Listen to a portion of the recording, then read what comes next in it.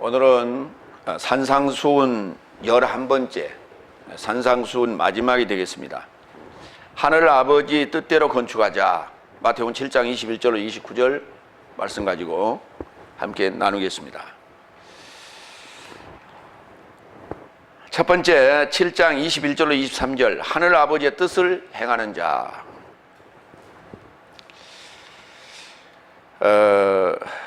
21절 한번 읽겠습니다. 나에게 주여 주여 말하는 자 모두가 하늘 삶의 나라에 이르고자 들어가지 못할 것이다. 오히려 하늘 삶 안에 계신 내 아버지의 뜻을 행하는 자가 들어갈 것이다. 주여 주여 하는 자들,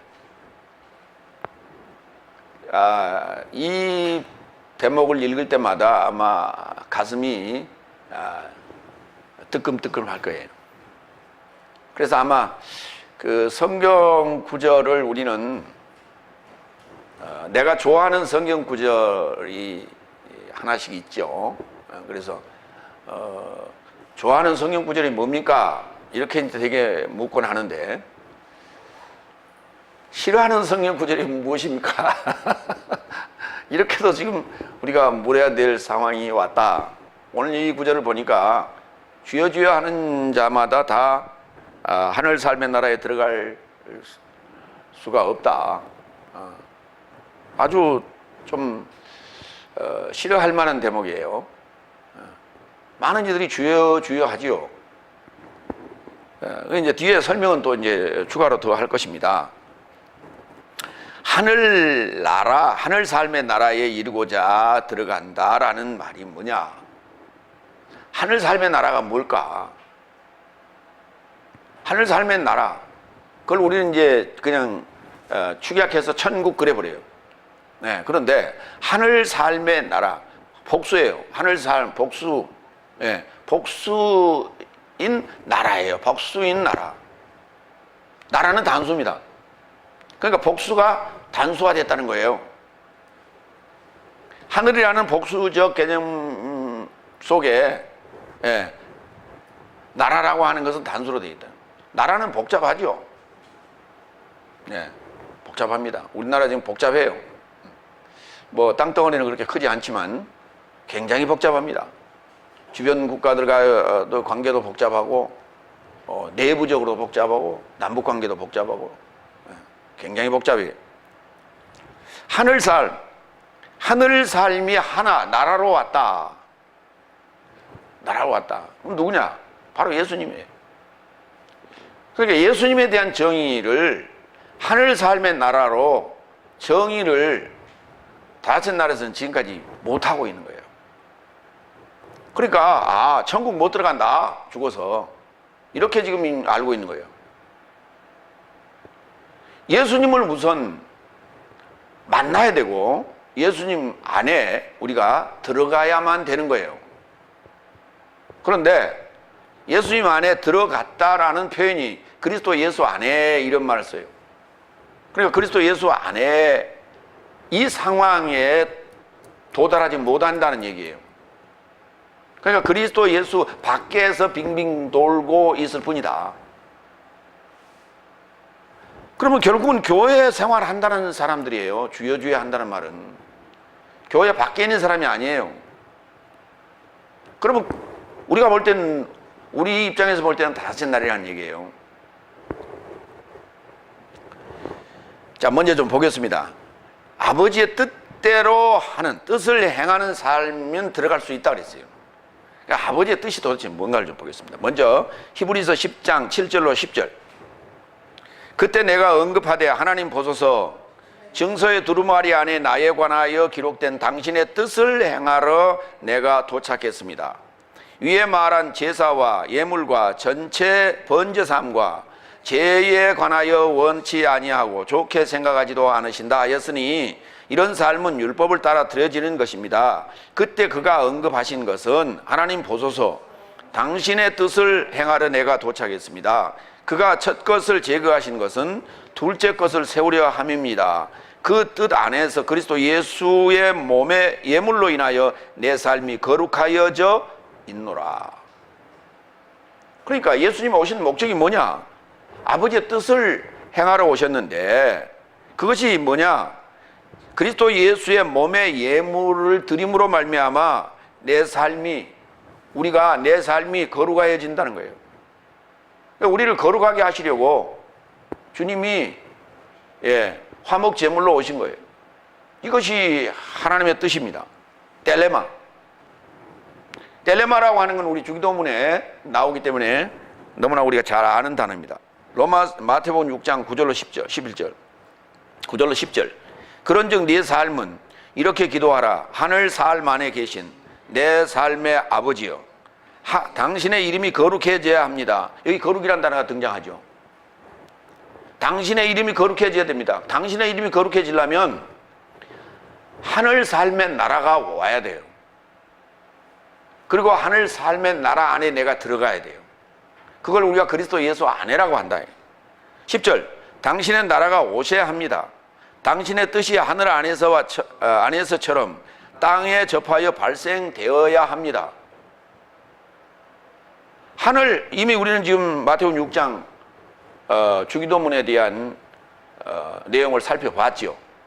하늘 안에서 라는 말은 쌍수하늘이 단수하늘이 된 것처럼, 쌍수하늘이 단수하늘이 됐다는 얘기는 하늘에 있던 사단이 그의 사자들과 함께 내어 쫓겼다는 얘기입니다. 그래서 쌍수로 있다가 단수가 된 거예요. 쌍수로 있다가 단수가 된 거예요. 그러면 문제는 지금 땅의 문제가 또 하나 해결돼야 된다. 땅에 사단이 내려왔으니 땅에 있는 사단을 잡아서 처리해 주세요. 그래서 하늘도 단수, 땅도 단수, 일부 일처의 관계가 돼야 되겠습니다. 이것이 이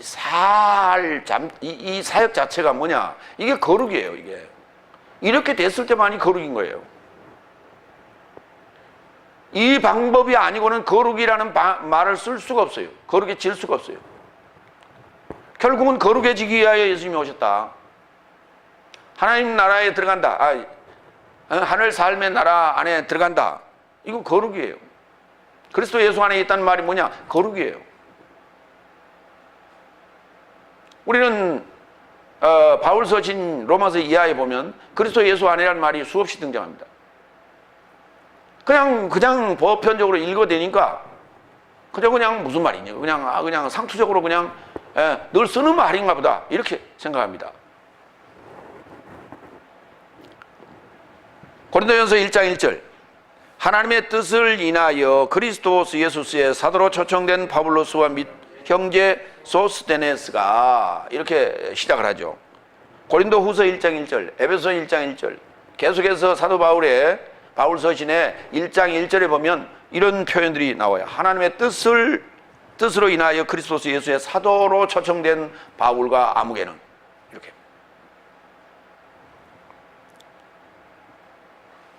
뜻으로 인하여.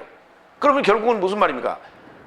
주님께서 아버지의 뜻을 이루려 오신 것처럼 마찬가지로 그리스도 예수 안에 있는 자는 마찬가지로 아버지의 뜻을 우리도 이루려 가야 되는 거예요. 우리의 사역이라는 게 뭐예요? 거룩하게 하는 거예요. 거룩하게 하는 거예요. 죄 있는 자를 거룩하게 하는 거예요. 이게 하나님의 뜻이다. 그러니까 이걸 행치 않고 주여 주여 하며 열심히 신앙생활 아무리 한들 생부림이라고 하는 이 복음에 대한 개념을 이해하지 못하면 말짱황이다. 말짱황이다. 두 번째로 갑니다. 22절. 많은 삶이 그 날 안에서 나에게 말할 것이다. 주여 주여 내 삶이 당신의 이름으로 예언하였고, 당신 이름으로 예언하였고, 당신 이름으로 귀신 삶을 쫓아냈고, 당신 이름으로 많은 능력의 삶을 행하지 않았습니까? 이거 굉장히 중요한 얘기예요. 이거 예언도 하고 귀신도 쫓아내고 능력도 행하고 했다는 거예요. 병도 고치고, 비가 안 올 때 기도했더니 비도 오게 하고, 문제가 생겼는데 문제에 의해서 기도했더니 그 문제가 해결되고, 이런 대단한 능력을 했다는 거예요. 자, 주여 주여 내 삶이 당신 이름으로 당신 이름으로 3번 나와요. 요 단어가 이게 우리가 익숙하지 않는 단어예요. 이 단어가 소스라는 단어예요. 다 같이 한번 해봐요. 소스. 이 소스라는 단어는 2인칭 대명사가 아니에요. 2인칭 대명사가 아니고 이건 2인칭을 나타내는 형용사예요. 그래서 여기다가는 에게나 의자나 이걸 붙일 수가 없어요. 격을 붙일 수가 없어요. 그러나 격은 붙어 있긴 붙어 있어요.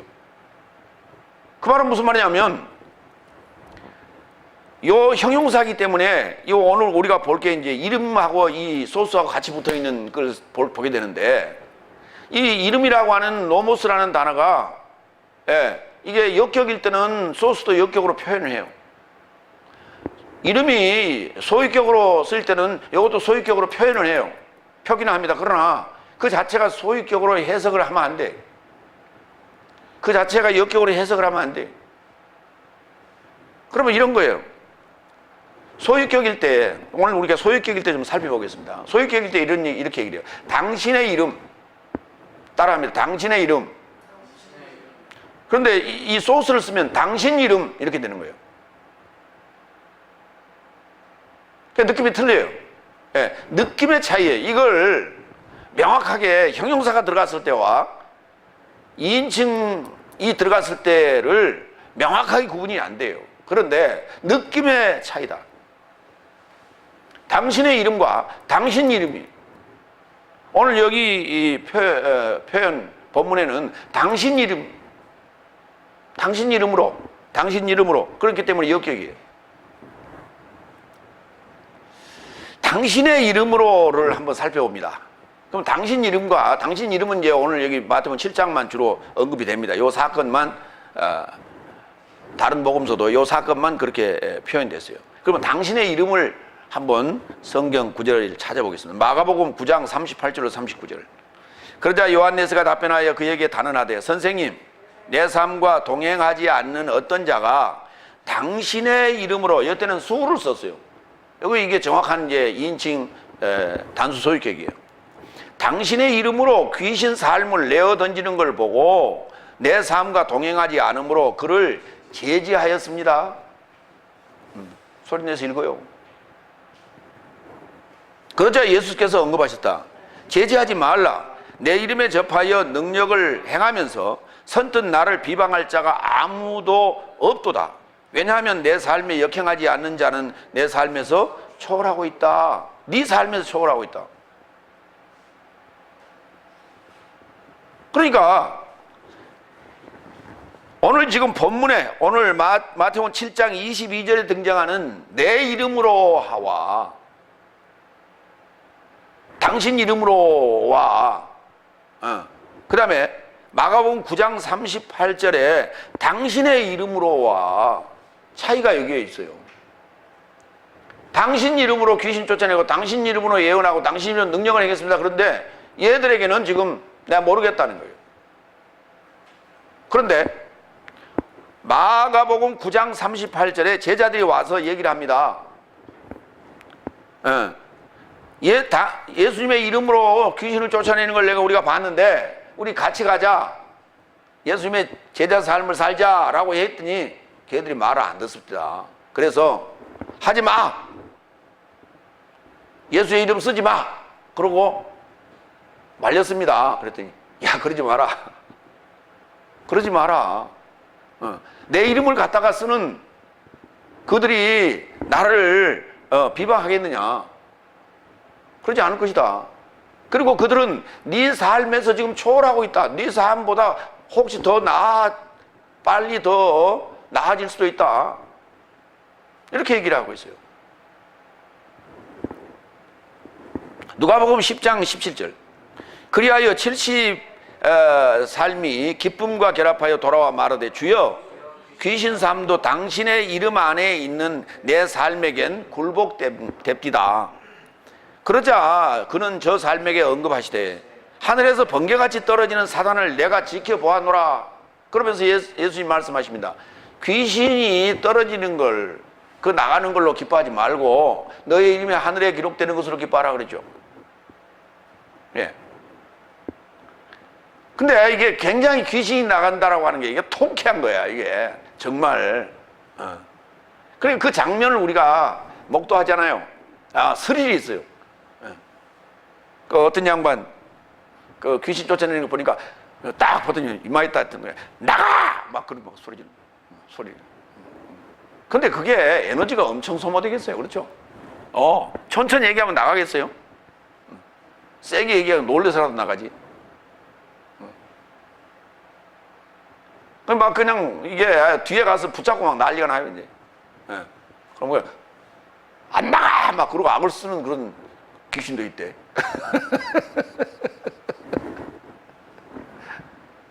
지난 시간에 우리가 신명기 살펴봤었죠. 이게 다른 신입니다. 그거는 다른 신인데, 다른 신을 얘기하고 그들이 말한 그 사역, 그 거짓 예언자가 말한 대로 그 능력이 그대로 이루어질지라도 그랬어요. 결코 청종하지 말라 그랬어요.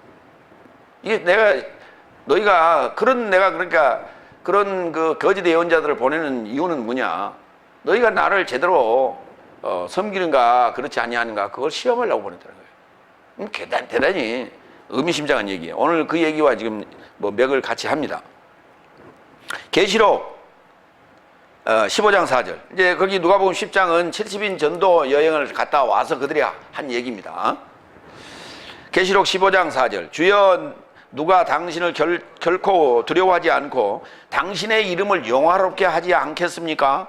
유일하게 성스러운 분이요 열방 사람 모두가 주의 앞에 도착하여 경배할 것이요 당신의 의로운 행동이 드러났기 때문입니다. 이거 이제 찬양하는 대목이에요. 네, 찬양하는 대목이에요. 그러니까 당신의 이름을 영화롭게 하지 않겠습니까? 그때 소유격을 썼어요. 이때는.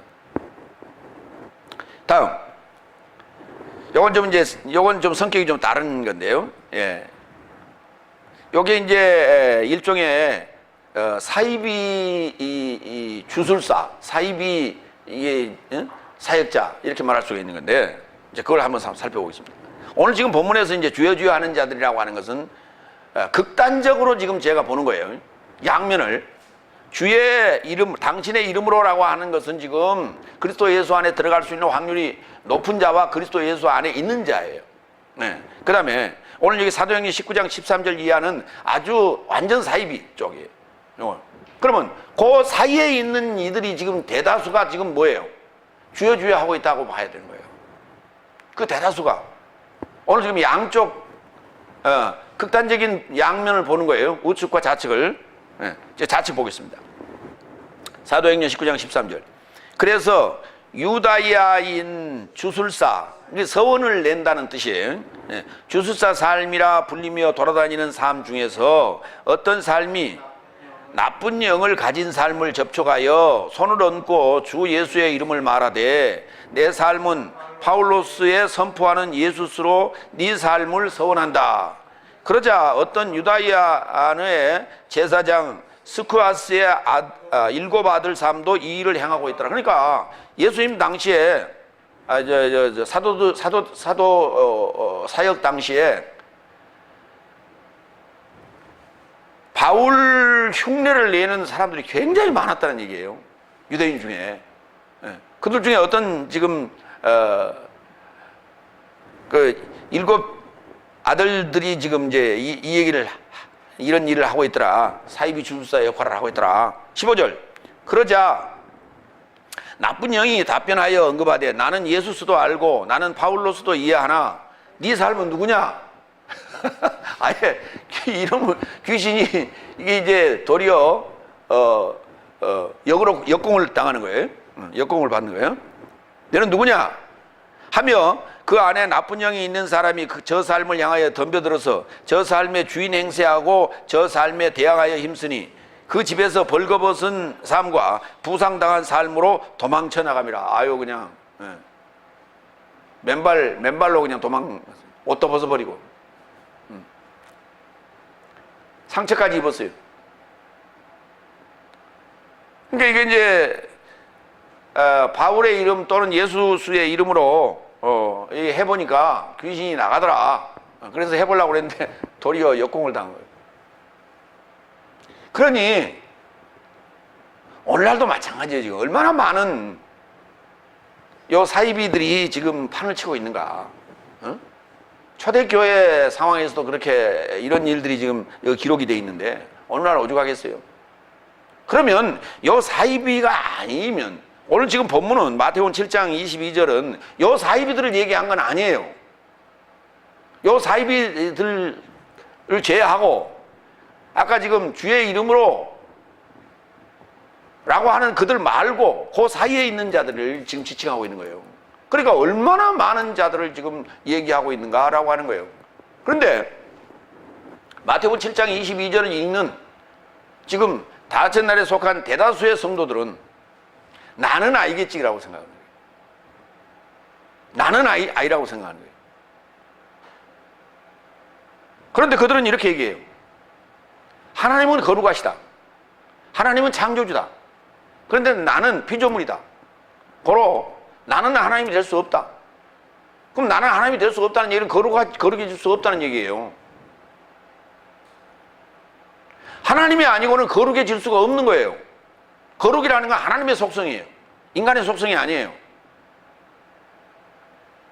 그런데 피조물이 하나님이 될 수 없죠. 하나님이 될 수가 없죠. 그렇죠.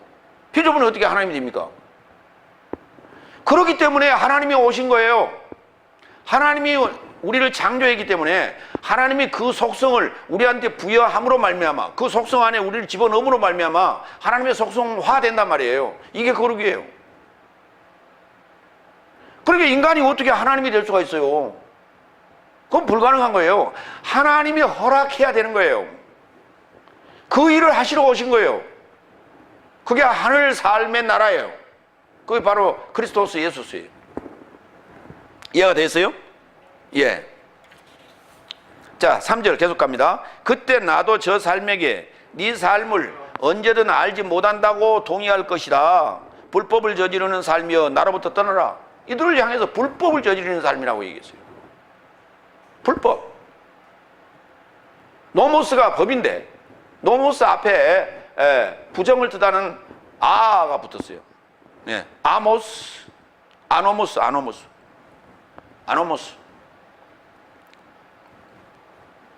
동의한다 그랬는데요. 이 단어가 참 어려운 단어예요. 호몰로게요. 예. 호모가 사실 이게 좋지 않은 쪽에 주로 사용이 됐어요. 예. 호모섹슈얼리티 뭐 이런 예. 그 호모 하면 이제 동성 예. 하는데 동성이 별로 쓸 일이 별로 없어요. 동성연애밖에. 예. 그래서 이제 그렇게 많이 지금 사용되고 있습니다. 그러다 보니까 이게 같은 말하다, 똑같이 말하다라는 얘기예요. 이걸 갖다가 똑같이 말하다. 그러니까 똑같이 말하다. 명사로 쓰게 되면은 동어 또는 동언이 돼요. 동어로 표현했어요. 근데 동사로 표현할 때는 동의하다 뭐 이렇게밖에 번역이 안 돼요. 그 전에 이제 시인하다라고 했는데 시인한다라고 하는 것은요. 누군가 나에게 물어봤을 때 그 사실 물어본 그 사실에 대해서 팩트에 대해서 내가 그렇습니다라고 옳건 내가 잘했든 잘못했든 간에 그것을 내가 인정합니다. 이게 시인하는 거거든요. 그거 개념은 아닌 거예요. 이거는 네가 말한 대로 나도 똑같이 말하는 거예요. 그래 동의할 것이다. 마태복음 10장 32절로 33절. 그런즉 누구든지 모두 인간 삶 앞에서 내 안에서 동의하면 나도 하늘 안 아버지 앞에서 저 안에서 동의할 것이다. 이게 굉장히 중요한 얘기예요. 앞에는 중요한 게 아니고 안이 중요한 거예요. 네. 그러니까 내 안에서 동의하면 나도 저 안에서 동의할 것이라는 거예요. 그런데 오늘 지금 당신 이름으로 이 말은 내 안의 상황이 아니에요. 내 안에서 동의한 게 아니었어요.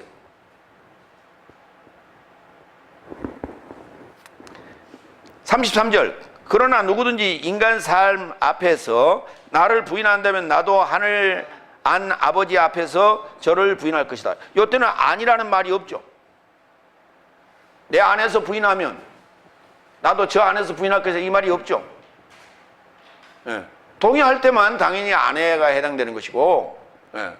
지금 그러니까 당신 이름으로 이거는 부인한 건 아니에요. 예수를 부인한 건 아니라니까.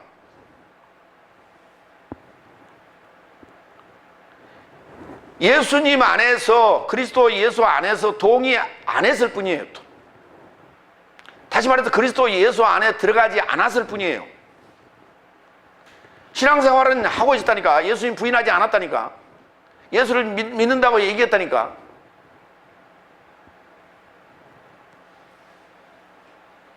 근데 결과적으로는 부인한 꼴이 되고 마는 거예요. 예. 왜? 아버지 뜻을 이행하지 않았기 때문에. 로마서 10장 9절로 10절. 네가 만일 내 입 안에서 예수를 주로 동의하고 또 하나님께서 그를 죽음 삶에서 일으키신 것을 네 마음 안에 믿었다면 구원을 얻을 것이다. 예, 입 안에서 이게 동의하고 그 다음에 네 마음 안에서 믿어야 되는 거예요. 이게 바로 네 마음 안에 믿었다는 얘기가 그리스도 예수 안에 이 말이에요. 나의 이름으로 이 말입니다. 이 말이. 구원을 얻을 것이다. 왜냐하면 의에 이르고자 마음으로 믿어져야 하고 믿어져야 하는 거예요. 구원에 이르고자 입으로 동의되어져야 돼요. 그러니까 믿어져야 하고 동의되어져야 된다는 말은 무슨 말이에요? 수동태예요. 지금 현재 우리가 믿습니까? 그러면 아멘 그러죠. 다 같이 날들. 네. 그러니까 그것은 지금 믿습니까? 그러면 아멘 그랬어요. 그게 능동태요, 수동태요? 대답해 보세요. 능동태요, 수동태요? 아, 능동태요. 그냥 그게 능동태. 예. 자기 의지로 그냥 100번을 물어도 아멘. 예. 어떤 사람은 100번 물으면 200번 대답하는 사람이 있어요. 아멘 아멘.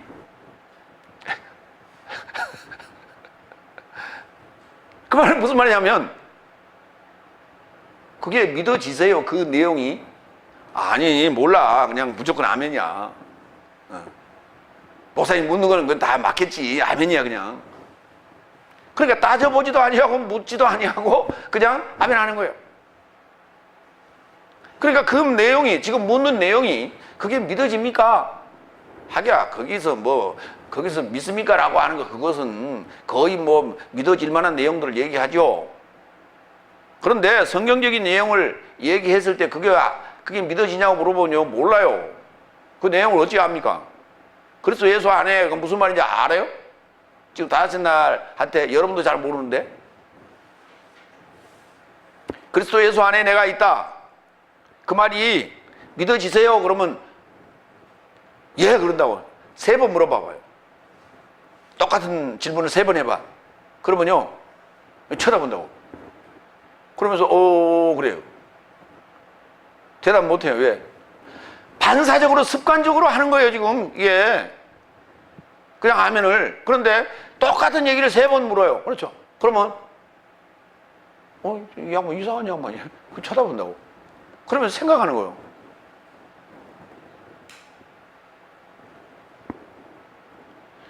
그랬을 때 설명할 수 있어야 되는 거예요. 내가 그걸 우리가 동의했다. 그 상태를 구원을 받는 상태다. 이렇게 얘기하는 거예요.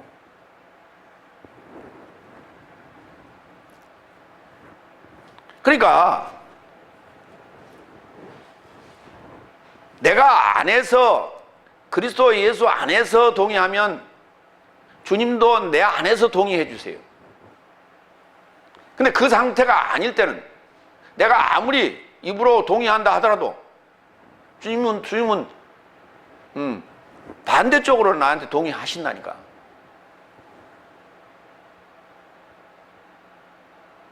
굉장히 이게 좀 무서운 얘기예요. 의미심장한 얘기고. 근데 이 부분에 대해서 우리가 너무 소홀하고 있다는 거예요 지금. 두 번째, 마태복음 7장 24절로 27절.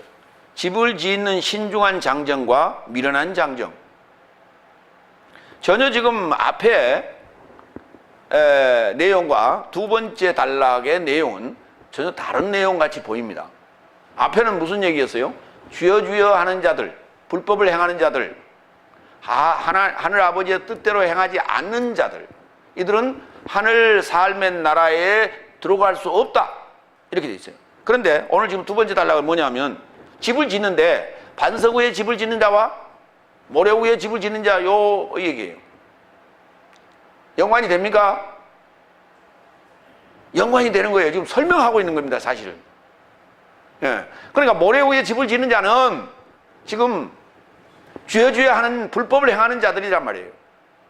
예. 그다음에 반석 위에 짓는 자는 하늘 아버지의 뜻대로 행하는 자들이에요.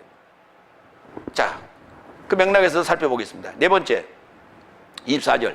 그런즉 나의 이런 말씀 삶을 듣고 있는 모두가 그 삶을 행하고 있으니 내가 그를 신중한 장정과 같을 것이다 할 것이니 그는 반석을 접하여 그의 집을 건축하였다.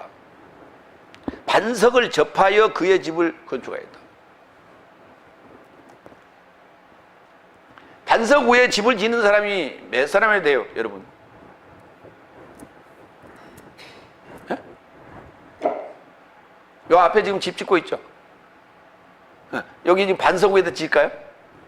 아닐까요? 예. 저런 정도 저런 건물들은 반석 위에다 짓지 않습니다.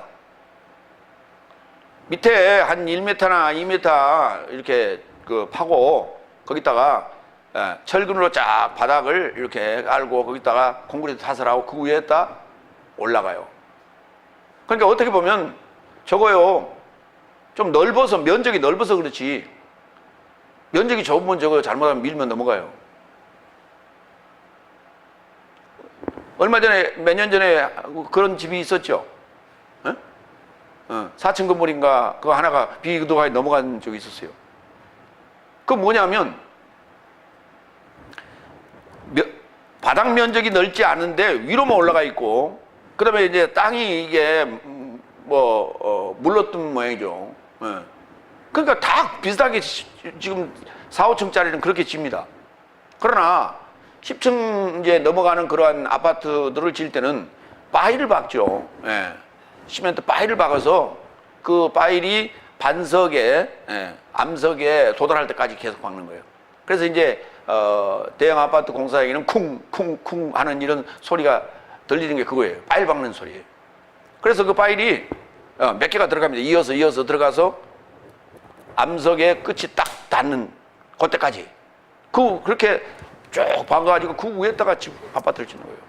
그래 안 하면은 위로 그렇게 올라가 있는데 그거 안 넘어갑니까? 넘어가지. 반드시 그게 성경적인 거예요. 집을 짓는다는 것 자체가, 건축이 반석 위에다 집을 지어야 돼요. 여의도에 있는 63빌딩, 가장 높은 거죠. 여의도에 63빌딩은 어디다 지었을까요? 마찬가지 반석 위에다 지었어요. 그런데 거기는요, 한강 하구 쪽에 해당이 됩니다. 한강 하구, 특히 한강 하구에 해당되는데, 여의도라는 곳은요, 그게 이렇게 그쪽이, 특히 그쪽 여의도 63빌딩이 있는 쪽은 저 상류에서 물이 내려오는 쪽이죠. 그러다 보니까 거기가 모래들이 계속해서 이렇게 퇴적될 수밖에 없었어요. 그래서 그 건축할 때 반석이 나올 때까지 이제 그걸 파는데, 파다 보니까 이런 게 전부 모래야, 바닥이. 그래서 그 모래를 전부 다 걷어다가 어디다가 버린 게 아니에요. 그게 모래로 팔아먹었다니까. 아주 양질의 모래가 거기서 계속 나왔어요. 그래서 계속 그 바닥을 파면서 돈 벌었어요. 이게. 이제 그런 게 이제 노다지라 이렇게 말할 수가 있는 거예요. 그래서 반드시 집을 짓 때는 반석이 나올 때까지 판다. 마태복음 16장 38절. 그래서 나는 또다시 너에게 이르노라. 너는 페트로스이기 때문에 이 반석에 접하여 내 교회를 세울 것이다. 그런즉 지옥 문 삶이 그에게 힘써 누르지 못할 것이다. 예. 24절 읽었어요? 예. 마태복음 24장 45절로 갑니다. 죄송합니다.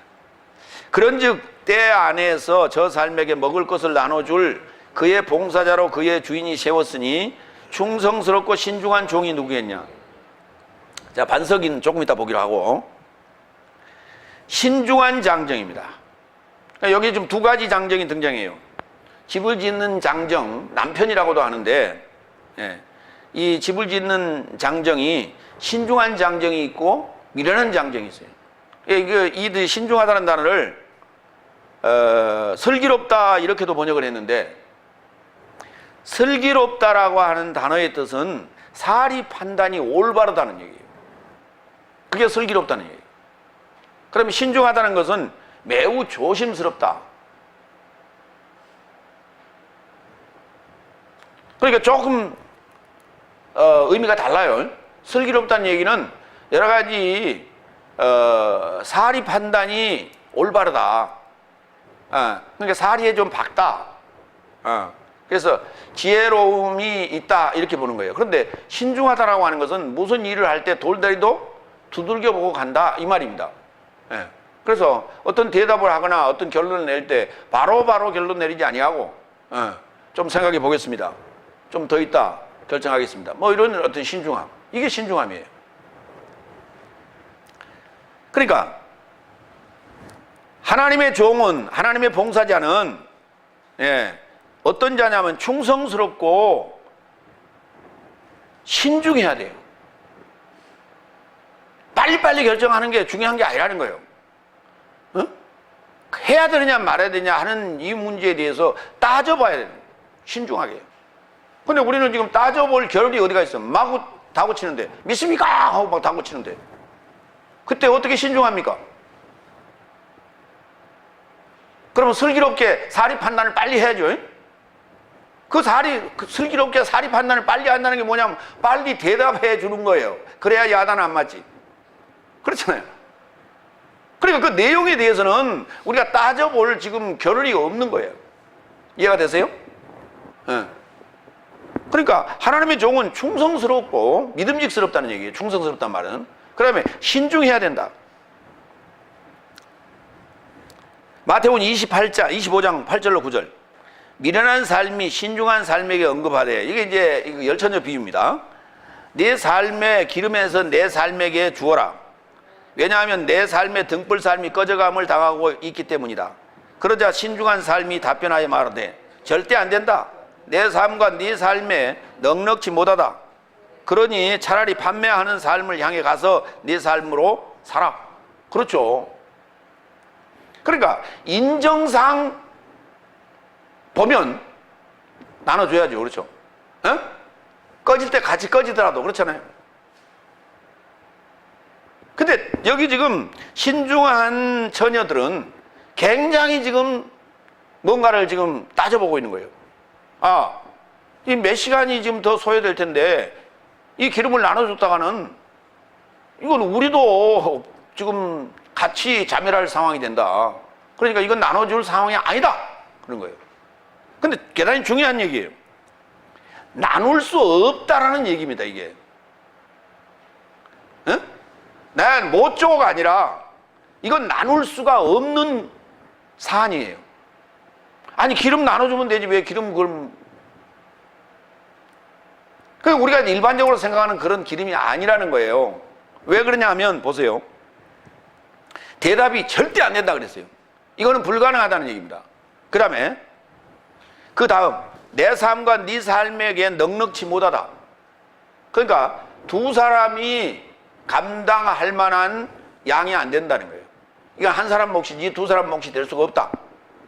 그러니 차라리 판매하는 삶을 향해 가서 네 삶으로 살라는 거예요. 돈으로 살라는 게 아니에요. 이건 돈 주고 살 수 있는 게 아니라는 거예요. 네 삶으로 살라는 거예요. 그러면 네 삶으로 살라는 얘기는 무슨 말입니까?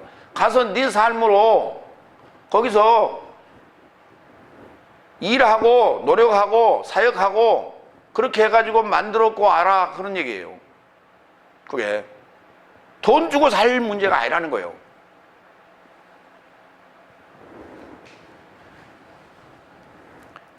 그러니까 이와 같이 신중한 장정과 같다. 이 장정은 반석을 접하여 그 집을 건축한다 그랬어요. 다섯 번째. 자, 그 부분이 또 중첩에서 나오는데, 그리고 비가 내렸고 홍수가 왔고 바람이 불어 그 집에 부딪혔어도 넘어지지 않았다. 왜냐하면 반석을 접하여 기초가 세워졌었기 때문이다. 당연히 이 집은 안 넘어가죠. 그런데 그러니까 비가 오고 홍수가 나고 바람이 불고, 그 인터넷에 보면은 간혹 그 동영상이 이게 그 보이는데 아마 중국 쪽 같아요. 계곡, 이렇게 산 밑에 계곡에 홍수가 나서 물이 흐르는데, 거기에 참 그 전에 개울가에 있는 멋진 집이었을 거예요. 집이 이게 홍수가 내려오면서 그 언덕을 깎아버려 가지고 집이 여기 이렇게 걸터 있더라고요. 이렇게 걸터 있어요. 한 3분의 1쯤 이렇게 기초가 다 날아갔어요, 바닥이. 그러더니 조금 있으니까 이놈 집이 호로록 무너지는 거예요. 반석 위에 진 게 아니란 말이에요. 든든한 데 지어놨으면. 그런데 이제 간혹 어떤 그 사진에 보면요, 높은 산 암벽 쪽에, 거기에 약간 이렇게 움푹 파인 데가 있었는데 거기다가 건물을 지어놨어요.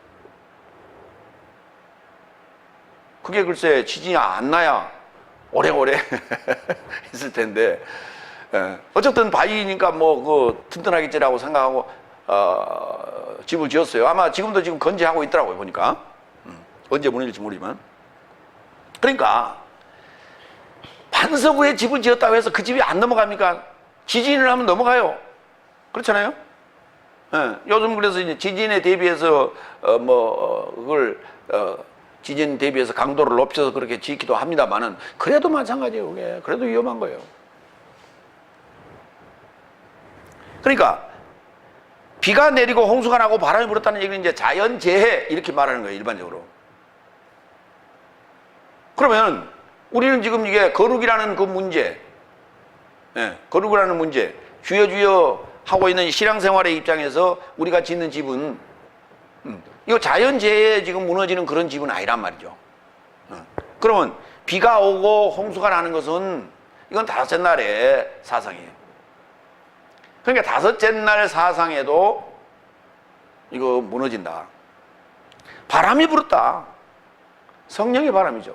이거는 이제 심판의 바람이에요. 그러니까 설령 그게 조금 단단하게 지어가지고 비가 오고 홍수가 나는 그런 다섯째 날 사상에 무너지지 않았다 하더라도 하나님의 심판의 바람에는 무너진다. 빠져나갈 수 없다. 다섯째 날 내지는 여섯째 날 상황에서는 다 무너진다. 자, 반석 좀 보겠습니다. 그러나 반석에다 지면 무너지지 않는다는 얘기예요. 다섯째 날 어떤 사상도, 비나 홍수도, 그 다음에 여섯째 날, 일곱째 날 어떤 심판의 바람도, 성령의 바람도 그 집을 무너뜨릴 수 없다는 얘기죠. 마태복음 16장 18절. 그래서 나는 또다시 너에게 이르노니 너는 페트로스이기 때문에 이 반석을 접하여 내 교회를 세울 것이다. 이 반석에 접하여 내 교회를 세울 것이다. 그런즉 지옥문 삶이 그에게 힘써 누르지 못할 것이다. 지옥문 삶이 그를 힘써 누르지 못할 것이다. 그러면 페트로스 위에다 교회를 짓는다는 얘기예요? 페트라 위에다 교회를 세운다는 얘기예요? 페트로스는 베드로를 얘기하는 거고요. 네.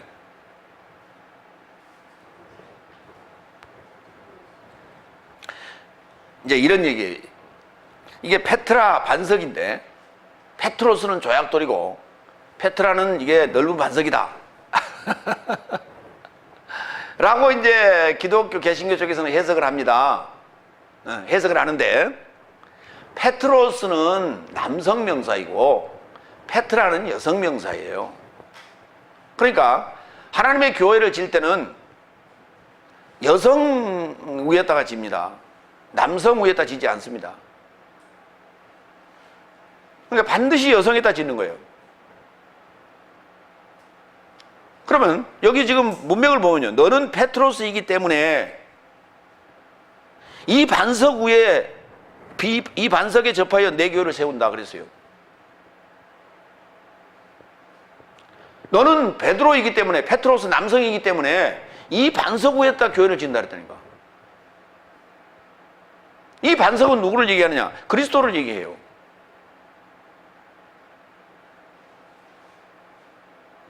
그러면 요 반석이라, 이제 실제 구조물로 갑시다. 반석 위에다 교회를 지려면 위에다 뭘 쌓아 올려야 돼요?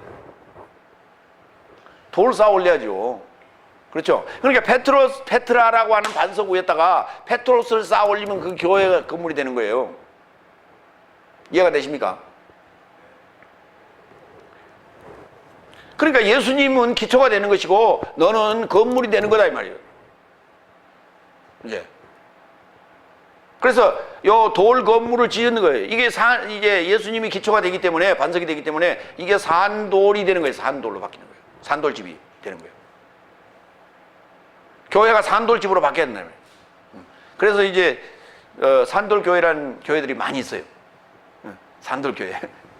그게 산돌교회 잘못하면 산에 돌로 갖다 지었나 뭐 이렇게 해석이 되는데, 그렇게 해석하는 사람은 없어요. 살아있는 돌교회란 말이에요. 그러니까 왜 그 개신교에서 그렇게 해석을 했냐면, 천주교의 베드로 성당, 로마에 있는 베드로 성당, 그걸 베드로 성당이라고 명명을 했는데, 왜냐?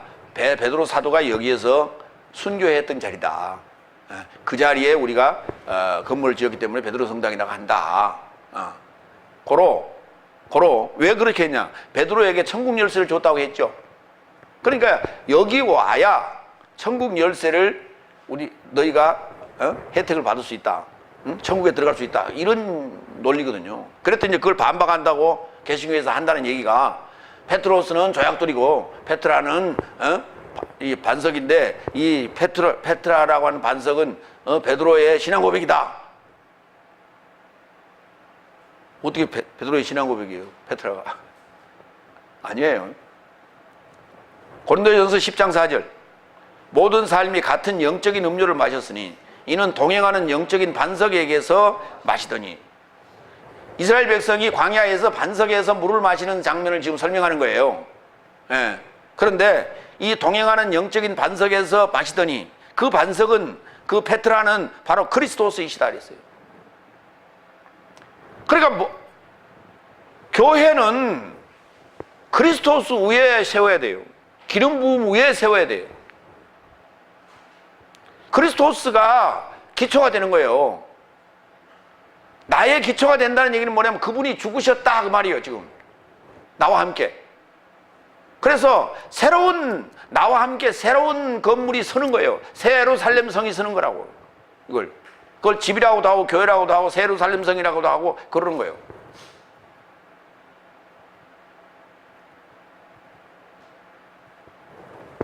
다른 데서는 그것을 덕을 세웠다 이렇게 표현했어요.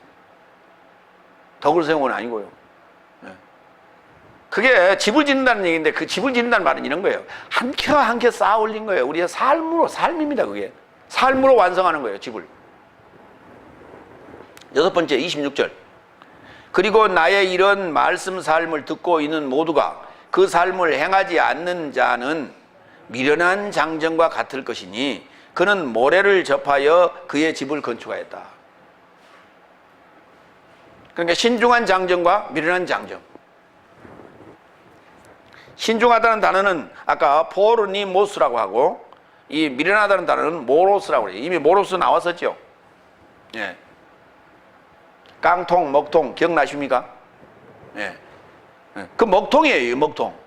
이 먹통에 해당되는데, 마태복음 25장 2절로 3절 동일하게 아까 다섯 처녀 그녀의 삶으로부터 다섯은 신중한 삶이고 다섯은 미련한 삶이더라. 어떤 미련한 삶은 자신의 삶의 등을 가졌을 때 자신의 삶과 함께 기름을 같이 모였다. 자신의 삶과 함께 기름을 같이 모였다. 그게 자신의 삶의 기름인 거예요. 그게 자신의 삶으로 인하여 만들어진 기름인 거예요. 그게 불을 밝히는 거예요. 빛이 되는 거예요, 그게. 네. 우리가 촛불하고 생각하시면 돼요. 초라고 하는 자체가 뭡니까? 초라고 하는 형체가 있죠. 형체가 있는데 그 자체가 기름덩어리예요.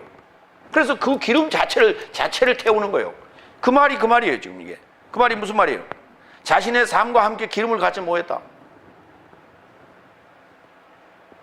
그러니까 네 기름 좀 나눠줘 하는 얘기는 무슨 말이냐면, 그 신중한 그 처녀 삶을 떼주는 거예요. 어떻게 그걸 나눠요? 못 나누지. 그래서 절대 안 된다 그랬어요, 그게. 인정머리 없이 머린정하게 한 얘기가 아니고 줄 수가 없었다는 얘기예요. 결단코 그건 줄 수가 없는 것이라는 거예요.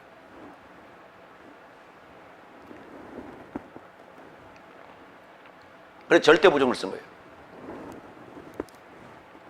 마태복음 5장 22절. 미련한 모로스.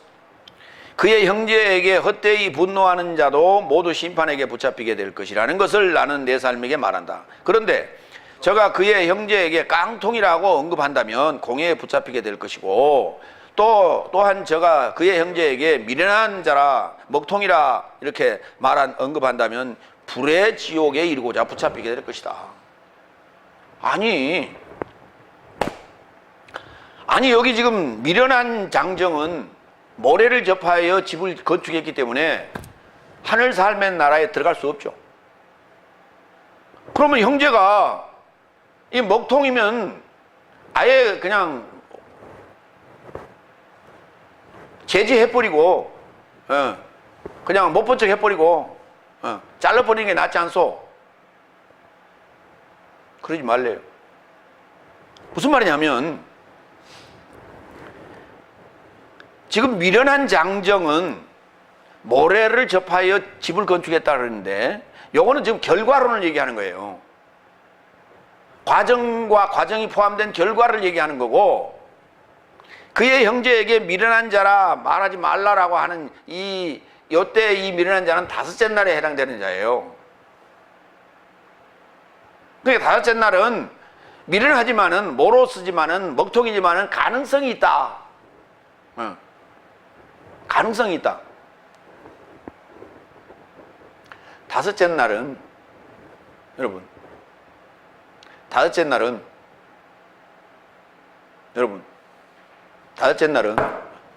내가 지금 3번이나 지금 여러분 불렀어요. 다섯째 날은 가능성이 몇 프로 있어요? 50%요? 60%요?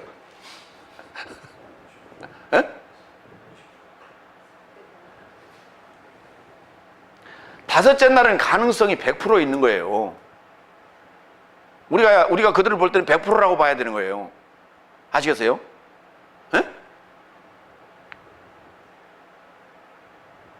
근데 우리는 100%라고 생각 안 합니다. 그렇죠? 100%라고 생각 안 하기 때문에 딱 봐가지고 야, 안 되겠다 싶으면 에이.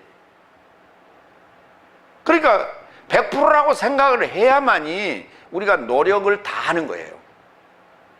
아시겠어요? 근데 우리는 100%라고 생각 안 해요. 이게 해도 안 되면 버리는 겁니다. 그렇죠? 그런데 그러면 헛수고 아닙니까? 하나님 나라에는 절대 이 사역은 헛수고라는 건 없어요.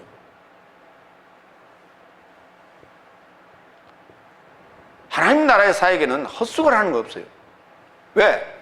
내가 한 영혼을 건져보려고, 한 영혼을 거룩하게 하려고 열심히 했는데 죽어도 안 되더라. 그래서 그 노력한 만큼 여러분은 그만큼 성장한 거예요. 그만큼 여러분은 강인해진 거예요. 그러지 절대 그 노력에 에이, 내 괜히 힘만 뺐네. 세상 일은 그렇습니다. 하다가 실패하면 그러나 세상 말에 이런 말이 있죠. 젊어서 고생은 사서도 한다. 왜? 경험을 얻었잖아요. 실패를 통해서 경험을 얻었잖아요. 우리는 에이 괜히 힘만 썼네. 요것만 생각하면 안 돼요. 아시겠어요? 경험을 얻었잖아. 그래서 젊어서 고생은 사서도 한다는 얘기야. 그래서 나오는 거예요. 그러니까 젊었을 때는 뭐든지 해봐야 돼. 두려워하지 말고 저질러 보고. 왜? 그것이 경험이요.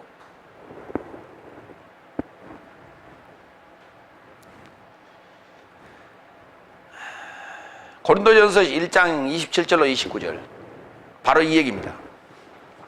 마태복음 5장 22절에서 형제에게 미련한 자라 언급하면 불지옥에 잡히게 된다는 얘기는 바로 이 얘기예요. 고린도전서 1장 27절로 29절 하나님께서는 지혜로운 삶을 부끄럽게 하시려고 세상에 미련한 삶을 선택하셨으며 누가 세상에 미련한 삶이요? 에? 여러분이 그렇다고. 아시겠어요? 강한 삶을 부끄럽게 하시려고 세상에 약한 삶을 택하셨으며 이 약한 삶이 누구였다고요? 여러분이었다고요. 하나님께서는 있는 삶을 쓸모없게 하시려고 세상이 비천한 삶과 멸시받는 삶과 잊지 못한 삶을 택하셨으며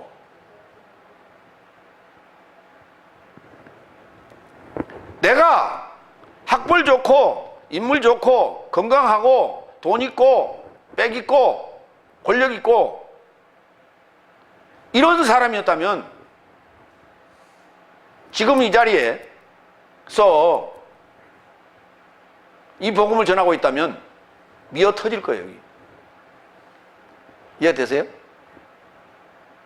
하나님 나라는 결코 그런 게 아니라니까. 그거 자랑할 일이 아니요. 내가 서울대에 나왔는데 최고의 학벌 최고의 인재였는데 하나님께서 나를 들어 쓰셨다 라고 말하는 건 자랑이 아닙니다. 그건 자랑 아니에요. 창피한 일이에요. 절대 그건 자랑하지 마세요. 왜냐? 지금 목회자들 중에 서울대 출신이 몇 명 됩니까? 우리나라 목사들 중에 서울대 출신이 몇 명이나 돼요? 몇 명 안 돼요.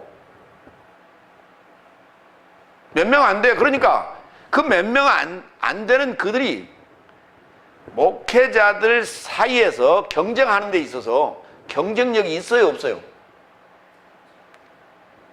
서울대 출신이면 경쟁력이 있죠. 그러니까 붙어가고 게임 싸우면 이길 수 있어, 없어? 아무도 못 이긴다니까. 그러니까 홀로 고공행진을 하는 거예요. 근데 뭘 그걸 간증이라고 하고 있어? 그게 서울대 출신이면 서울대 출신이 많은 곳에 가서 경쟁해서 이겨야만이 그게 자랑거리지. 그렇잖아요. 별 볼 일 없는 사람들이 전부 다 지금 목회자들 전부 다 사실 별 볼 일 없는 사람들이요. 어떻게 보면. 응? 공부하기 싫어서 신학교 갔고 공부 못해서 신학교 갔고 대학교 떨어져서 신학교 간 놈들이 많아. 근데 거기 와서 서울대 출신들 와가지고 경쟁하는데 그게 뭔 놈 자랑거리라고 그걸 자랑을 하고 있어.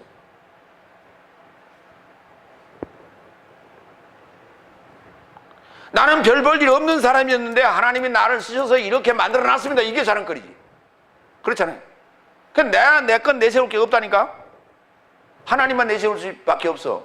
그게 29절 다 같이 어쨌든 모든 육체가 하나님 앞에서 자랑하지 못하게 하려 하심이라. 바로 이거예요. 그러니까 자기 자랑하고 앉았어. 학벌 좋고 가문 좋고 명문 출신들은 자기 자랑하고 있다고. 그게 하나님 자랑하는 게 아니라 하나님이 안 들었어도 네가 알아서 할 수 있어. 능력이 충분해. 그게 그렇기 때문에 다섯째 날에 그 미련한 형제에게 우리가 목숨을 걸고 거기다 희망을 거는데 몇 프로라고 걸어야 된다고요? 100%짜리라고 생각하고 걸으라고. 자는 50%밖에 안 돼. 그러니까 그냥 건성건성 얘기해갖고 안 되면 그냥 때려치워버리지. 그렇게 하지 말라는 거예요. 아무리 별 볼 일 없는 인간이라도 최선을 다하라 이 말이에요. 아시겠어요? 100%짜리라고 생각하라고. 100%짜리라고. 설령 하다가 안 될지라도 100%짜리다.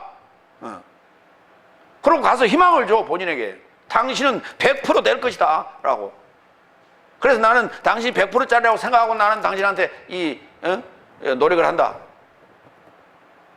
글쎄, 서로가 100%짜리가 될 것이다라는 생각과 또 그런 믿음으로 같이 했을 때 이게 상승 효과가 있는 거 아니에요?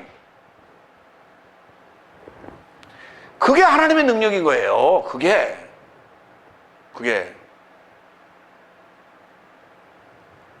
저는 이런 사람 봤어요. 내가 이 수련하는 과정에서 중학교 학력을 가진 아줌마예요. 그것도 나이가 60이 넘은 아줌마. 집사님. 그런데 그분이 히브리어 문법을 달달달달달 외워가지고 목사님들을 가르쳐요. 평신도 집사님이라니까.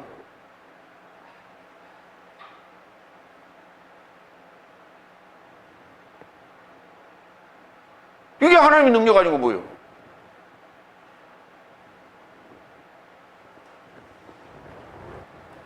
그러니까 나도 이게 대단한 지금 능력이라니까. 내가 하고 있는 이 일도. 왜냐하면요, 우리나라에 성경공예라는 게 있었어요. 그게 여기 화곡 사거리에 있는 그 무슨 교회지?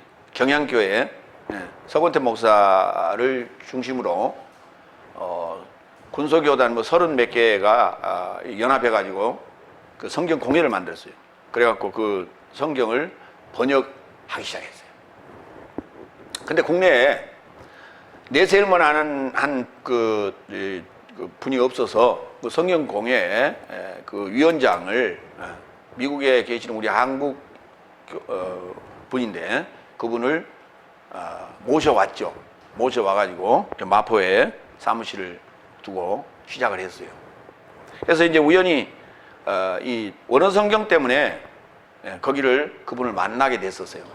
그래서 원어성경 만드는 이 목회정보연구소 그 사장하고 집사님하고 나하고 이제 같이 거기를 가게 됐어요. 그래서 이제 가서 제가 이제 명함을 이렇게 건넸어요.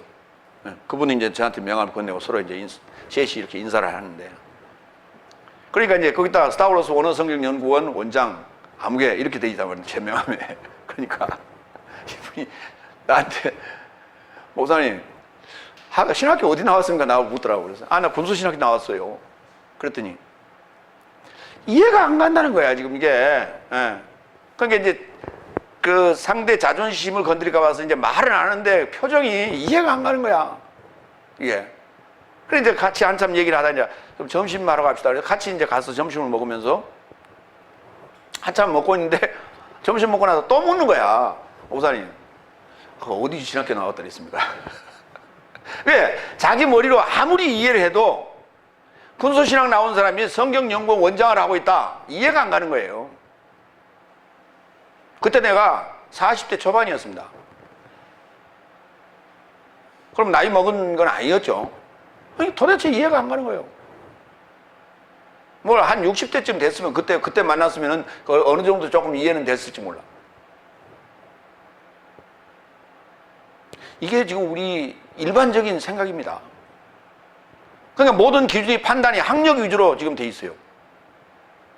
이게 참 문제가 많아요 지금. 이게 학력 인플레 이런 게 심각한 문제예요. 이번에 지금 그 문재인 정부의 그 법무부 장관 후보자로 그 지명된 분이 뭐 안경환 씨인가 그분인데, 그분이요 서울대 법대 대학원 그 원장도 했어요.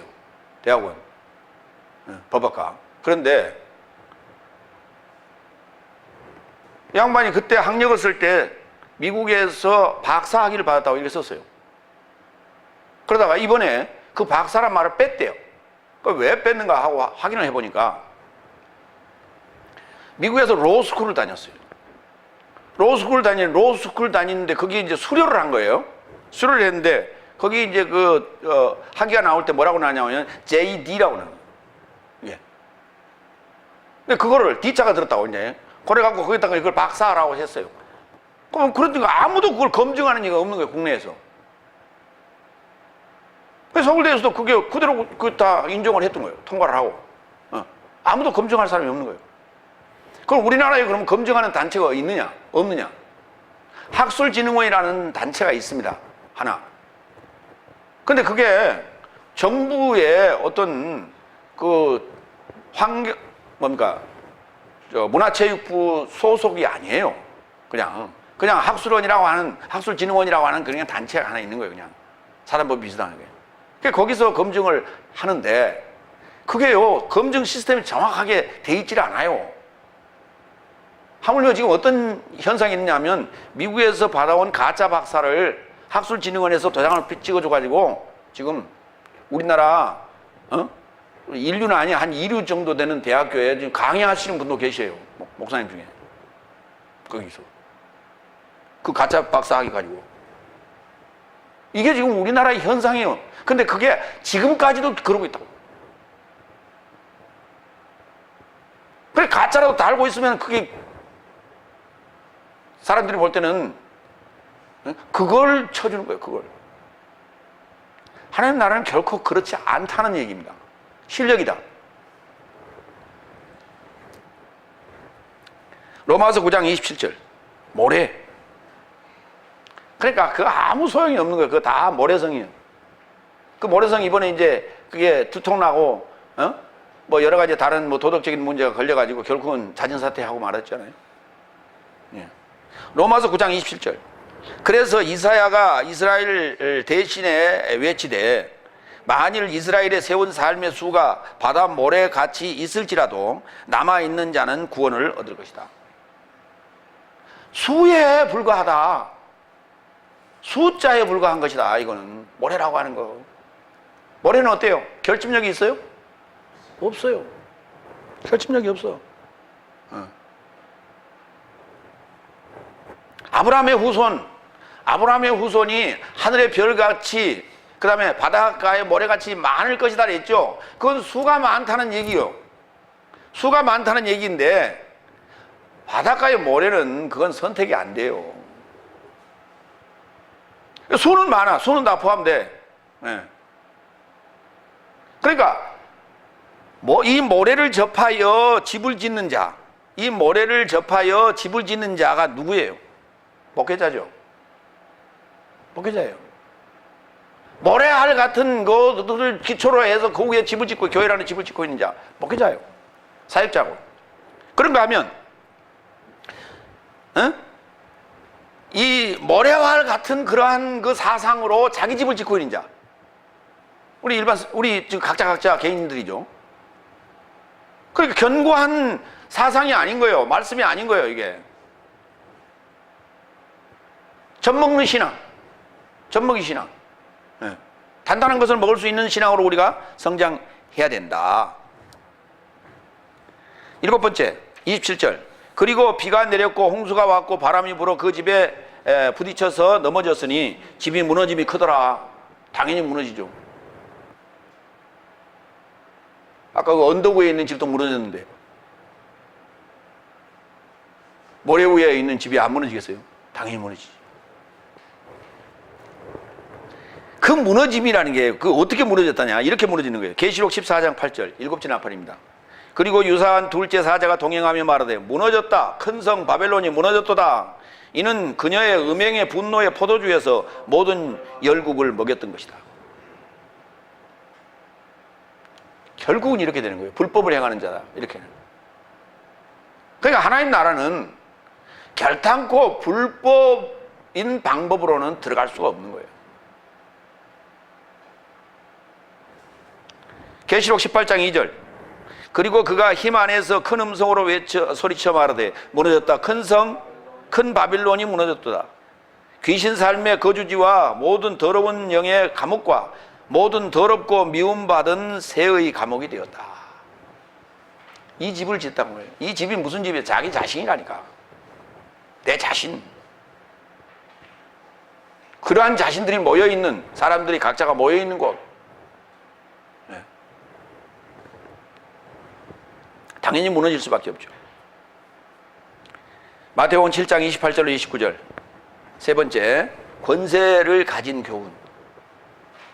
그리고 예수께서, 여덟 번째, 28절 29절. 그리고 예수께서 이런 말씀 삶을 마치게 되자 무리 삶이 그의 교훈에 접하여 충격받더라. 왜냐하면 저 삶을 가르치는 것이 서기관 삶과 같지 않고 권세를 가진 자 같았더라.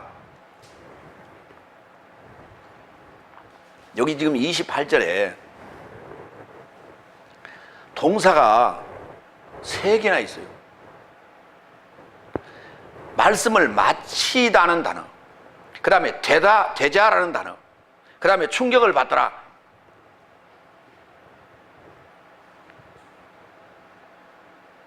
세 개나 있어요. 그러니까 이렇게 쓰면 될 거 아니에요. 예수께서 이런 말씀을 마치자 무리 삶이 그의 교훈에 접하여 충격을 받더라. 이렇게 쓰면 될 거 아니에요. 근데 그렇게 안 썼어요. 예수께서 이런 말씀 삶을 마치게 되자, 기노마이, 발생하다.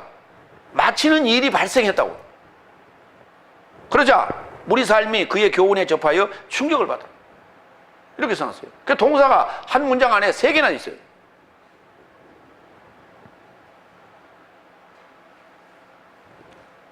그러면은 요 마치다는 단어가 텔레오라는 단어인데 이 단어를 명사로 쓸 수도 있어요. 마침이 되자, 마침이 발생하자, 이렇게 쓸 수 있어요. 그러니까 이 단어가 마치다는 단어가 굉장히 중요한 단어예요. 이게 뭘 마쳤다는 얘기냐 그 말이에요. 여러분, 오늘 지금 오늘 설교 그 범위 제일 끝 구절이 29절이죠. 그 다음에 있나 보세요. 성경, 개역 성경. 없죠. 어디로 넘어갑니까? 8장으로 넘어가죠. 그래서 제가 5장 3절서부터 5장 1절서부터 산상수훈이라고 지금 위에다가 붙였죠. 오늘 지금 11번째라고 제가 말씀드렸어요. 산상수훈이 이제 끝나는 겁니다. 산상수훈이 끝나는 거예요. 그래서 여기 28절에 이런 말씀 삶을 마치게 되자 이렇게 쓴 거예요. 그리고 이제 8장으로 들어가겠는데 8장에서 산에서 내려옵니다. 그래서 이제 8장서부터 28장까지 가는데 그래서 이제 8장 이후부터는 평지수훈이라고 우리가 이렇게 부르는 거예요. 이걸. 그러니까 산상수훈의 말씀이 마치는 상황도 지금 묘사해 놨어요. 시작하는 상황은 산 위에 올라가 예수님께서 앉으시니 무리가 나오니까 무리 앞에서 입을 열어 가르쳐가라사대 이렇게 시작합니다. 예. 그리고 오늘 이제 7장 28절에 이런 말씀 삶을 마치게 되자 무리 삶이 그의 교훈에 접하여 충격을 받더라. 그러니까 우리는 지금 너무 많아서 이거를 11번에 걸쳐서 나눠서 지금 11주간에 걸쳐서 지금 산상수훈을 나눠봤어요. 그런데 예수님께서는 지금 산상수훈을 지금 하루 만에 다 말씀하신 거예요. 하루가 아니지 뭐 몇 시간 걸렸겠죠.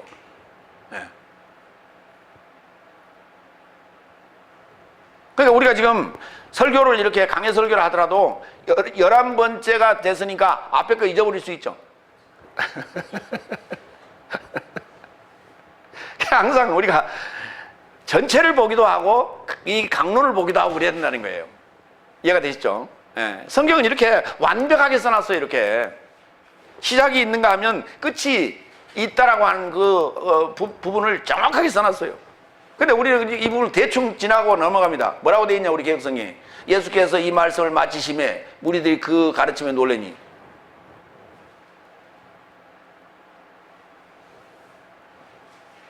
말씀을 마치면 아니라 말씀이 복수예요. 5장 3절서부터 7장 27절까지의 말씀을 지금 로고이라고 하는 복수로 썼어요. 로구스, 여기 목적격으로. 마쳤다라는 단어가 텔레오, 완성했다, 끝마쳤다, 완성했다라는 단어예요. 명사는 텔로스가 되겠죠. 자, 디모데 후서 4장 7절 이하 보겠습니다. 나는 좋은 싸움을 싸웠고 나의 달려갈 길을 마쳤고 텔레오를 썼어요. 바울이 이렇게 고백한 거죠. 자신의 사역이 지금 끝마무리되는 것으로 썼어요. 나는 믿음을 지켰기에 마침내 나에게 의의 면류관이 놓였으니 의로우신 재판장이신 주께서 그날에 나에게 떼어주실 것이요 내게만 아니라 주의 출현을 사랑하고 있는 모든 삶에게도 떼어주실 것이다. 우리도 우리의 사역을 마치는, 나의 달려갈 길을 마치는 때가 있을 거다. 그날을 향해서 우리는 열심히 가는 거예요. 텔레오. 그 텔레오가 완성되는 그 순간이 텔로스란 말이에요. 이 텔로스를 받을 자에게 텔로스를 드리는 거예요. 그러니까 로마 13장에 보면은 거기에 세금 형태로 두 가지가 나옵니다. 공세와 국세가 등장하는데 이게 국세에 해당되는 거예요. 국세는 하나님께 드리는 거예요. 공세는 뭐냐? 공세는 포로스라고 하는데요. 그거는 일반 세금 형태로 묘사를 했어요. 이 세금을 가이사에게 바치는 것이 옳습니까? 그렇지 않습니까? 라고 예수님한테 와서 물었죠. 그러니까 예수님께서 야, 그 세 돈을 이리 가져와라. 그러니까 데나리온 하나를 가져왔더란 말이에요. 그 데나리온을 보니까 그러면서 돈 묻습니다. 데나리온을 보여주면서 야, 이 데나리온에 누구의 형상과 누구의 글이 있느냐라고 물어봤어요. 그랬더니 가이사의 형상과 가이사의 글이 있습니다. 그렇게 얘기했단 말이에요. 그러니까 예수님 말씀하시고 가이사의 것은 가이사에게 드리고 하나님의 것은 하나님에게 드리라고 그랬다니고. 자, 그러니까 요즘 이런 얘기를 해요. 가이사의 것은 가이사에게 드리라고 그랬지 않냐. 그 목사님들 사례비 받았으니까 그거 가이사에게 드려야 되지 않소? 그래서 목사님들 지금 사례비 받았으니까 세금 내라는 거예요. 소득세. 그렇게 갖다가 때려붙이는데 왜 가이사의 것만 얘기를 해? 하나님의 형상과 하나님의 글이 새겨진 돈은 있어요? 그런 돈이? 그런 데나리온이 있어 없어? 그런 돈이 있어 없어? 돈이라는 게 뭡니까? 돈이 뭡니까? 뭐니 해도 돈이 최고라고? 돈이라고 하는 것은 뭐냐면 가치 기준이에요. 가치 기준. 아니, 여러분 5만 원짜리 하고요, 그 다음에 500원짜리 있죠. 동전. 실제로 두 개를 그 자체로 봐서 어떤 게 더 비싸? 500원짜리 동전이 훨씬 비싸요. 그렇죠? 그러니까 그 자체로의 기준이 아니라니까. 옛날에 금화나 은화를 썼기 때문에 그 자체가 기준이 됐지만 이제 그게 요즘 입장으로 이해를 하자 말이에요. 돈이라고 하는 것은 그냥 가치 기준이에요. 그 가치 기준이 그러면 데나리온을 왜 여기서 제시를 했습니까? 1데나리온이라고 하는 것은 장정 한 사람이 하루에 일하고 벌 수 있는 돈이에요. 노임입니다. 예. 그러니까 가치 기준을 그렇게 정한 거예요. 그러면 하나님의 형상과 하나님의 글이 있는 그런 그 가치를 가진 게 뭡니까? 성도요. 하나님의 사람. 그렇잖아요. 하나님의 사람이 하나님의 사람을 어떻게 드려요? 포로스로. 내 자신을 어떻게 드려요? 그러니까 세상 기준에 나라는 사람을 하루 일당을 데나리온으로 드리잖아요. 마찬가지로 하나님의 사람을 일당을 뭘로 드려?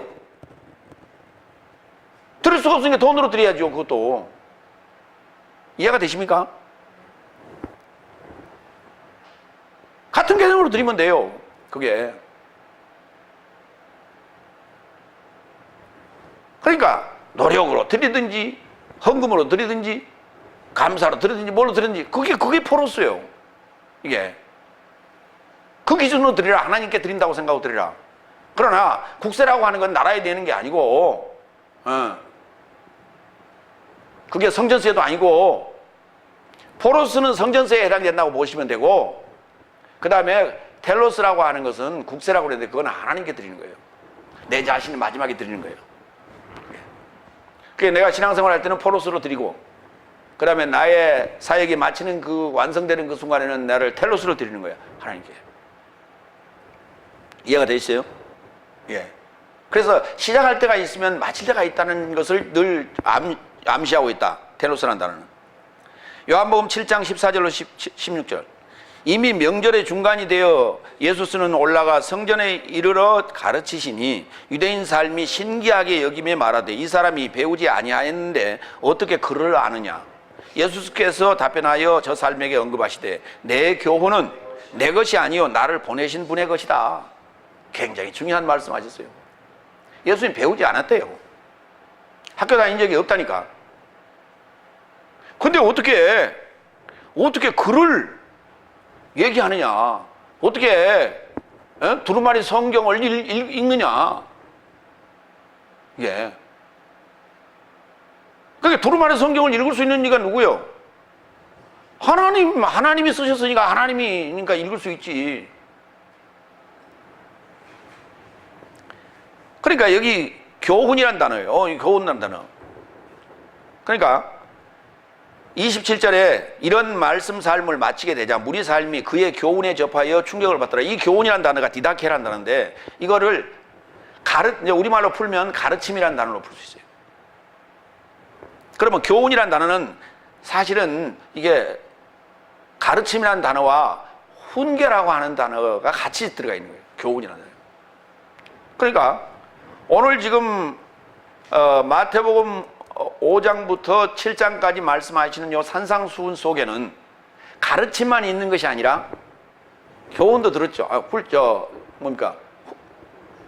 훈계도 들었잖아요. 예, 그래서 가르칠 교자와 이게 훈육하다 또는 훈계한다라는 훈자예요, 이게.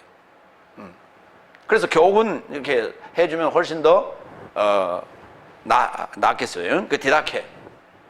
그 다음에 그러니까 디다스코 가르치다, 디다케 교훈, 디다스칼로스 선생 가르치는 자, 디다스칼리아 교리. 네. 오늘 지금 이 교훈은 내 것이 아니고 나를 보내신 분의 것이다. 그게 아버지가 지금 말씀하시는 거야, 내 안에서. 예, 내가 한 얘기 아니다. 그러니까 결국 하나님의 나라의 일꾼은 말쟁이가 돼서는 안 된다는 거예요. 말을 할 줄은 아는데 자기 말이 아닌 성경 얘기만 해라는 거예요. 예수님 아버지 말만 하셨지 자기 얘기 하신 적 없다는 얘기예요. 그러니까 주여 주여 이렇게 중얼중얼 중언부언 이렇게 해봐야 말이 아무리 많다 하더라도 그게 아무 쓸모 없는 것이다. 깨달음 5마리를 하라. 사도 바울도 그런 얘기했죠. 마무리합니다. 주여 주여 할지라도 불법을 저지르면 하늘 삶의 나라에 이르고자 들어가지 못한다. 그래서 좁은 문이라고 그런 거예요. 불법은 산상수훈을 듣고 행하지 않는 미련한 자는, 이게 불법한 자인데, 모래를 접하여 건축한 집과 같아서 5째 날 뭐예요? 비와 홍수죠. 그 다음에 6째 날 바람, 또는 7째 날 바람. 예, 이 부딪히면 무너짐이 크다. 그러나 행하는 자는, 행하는 그 신중한 자는 반석이신 그리스도스에 접하여 집을 건축하여 안전합니다. 여러분 모두가 다 이렇게 반석을 접하여 건축하는 자 되기를 축원합니다. 기도하겠습니다.